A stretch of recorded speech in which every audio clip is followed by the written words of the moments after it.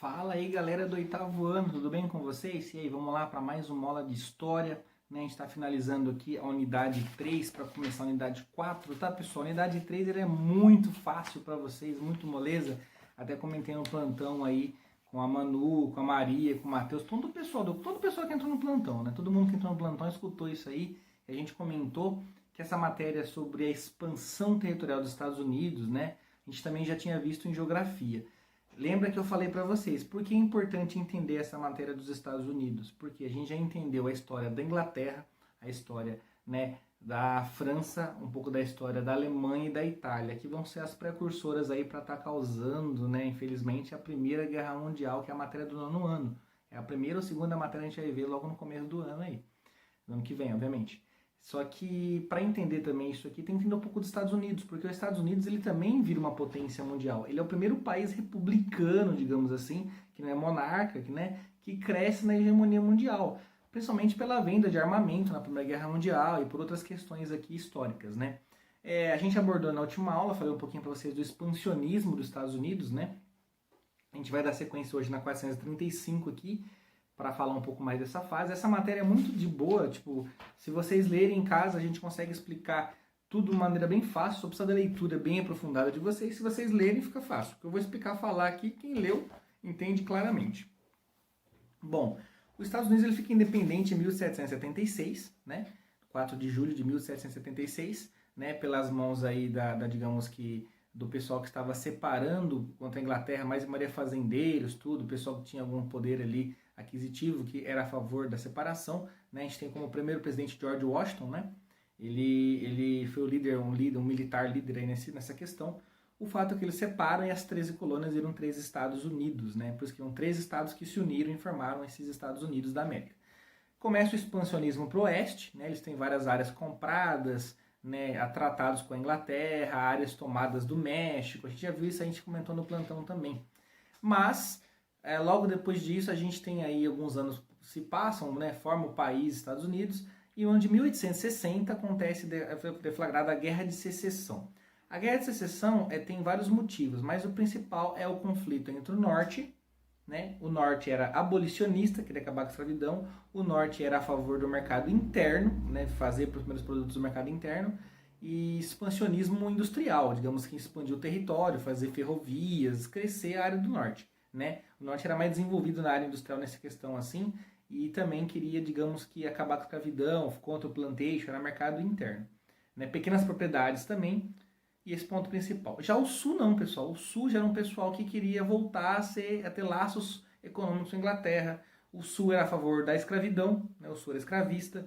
O Sul era plantation, lembra do plantation, economia voltada para exportação? O Sul plantava muito chá para exportar para Portugal não, desculpe, para exportar para a Inglaterra e para a Europa, né, países europeus, né, Portugal foi o Brasil, estou mudando aqui.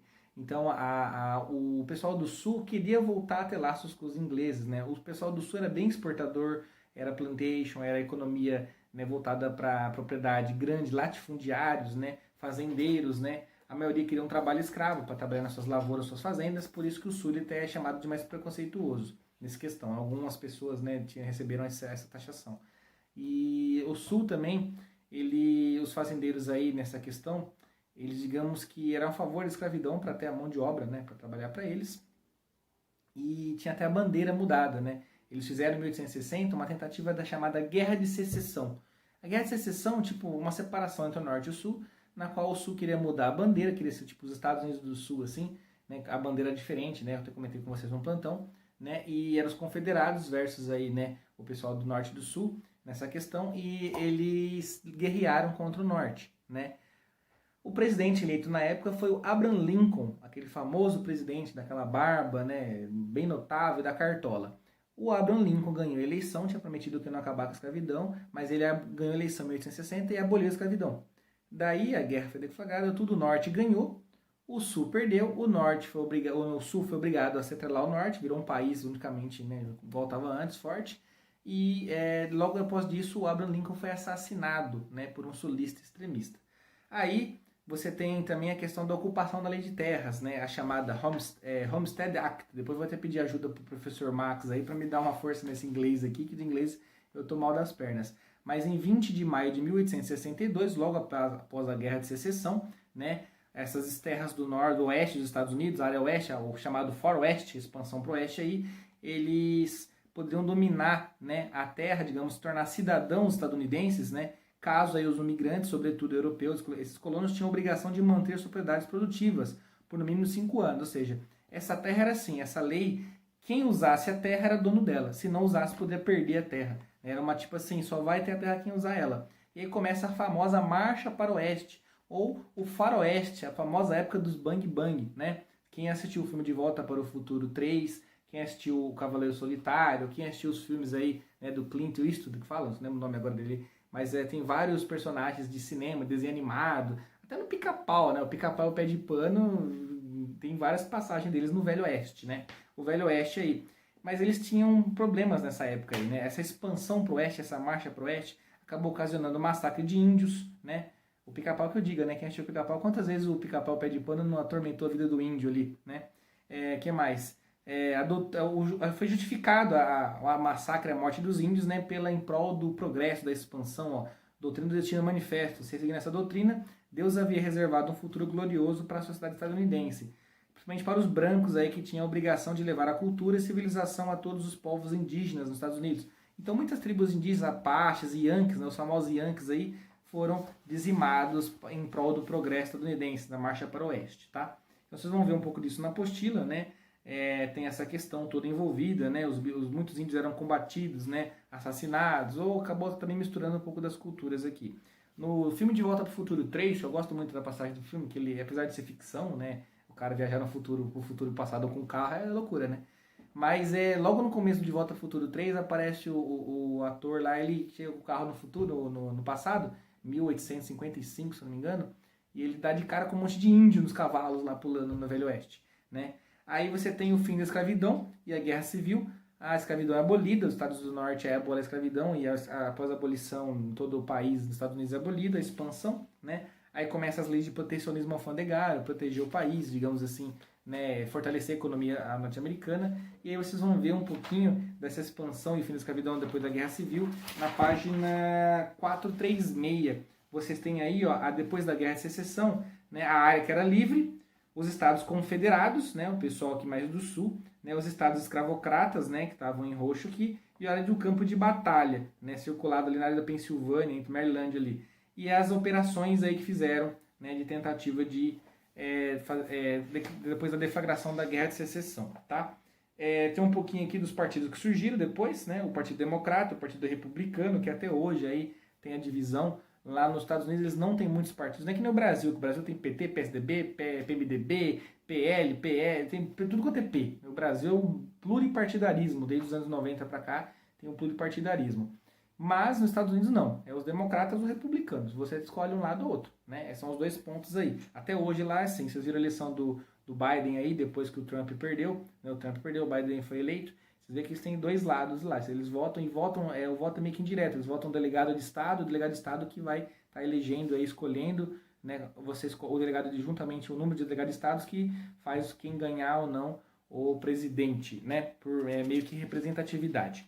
E aí, vocês têm um pouquinho falando sobre esse assunto na 437 e 436, né, falando da questão, né, depois da escravidão, da eleição, aqui, Guerra de Secessão, a imagem do Abraham Lincoln ali, né, o presidente muito famoso na história, até hoje Abraham Lincoln é muito famoso.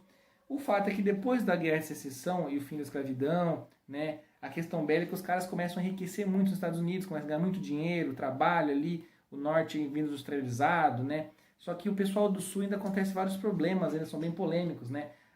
Devido, depois da acabar a escravidão, ainda teve a segregação racial, o pessoal do sul não aceitava, tinha um preconceito muito grande, e aí surgiu um grupo, né, na região do sul ali, que queria continuar com a escravidão, a chamada Ku Klux Klan, né, que é o símbolo KKK. Tomem cuidado, nos Estados Unidos você não pode digitar essas 3 letras KKK, porque para eles é muito pejorativo, é tipo uma ofensa, é tipo que nem falar do nazismo na Segunda Guerra Mundial. Porque a Ku Klux Klan era um grupo secreto, uma sociedade secreta, digamos assim, que os caras usavam lá um capuz na cabeça e faziam reuniões secretas para falar e lutar contra negros, contra imigrantes, né? Eles eram totalmente preconceituosos, assassinos, né?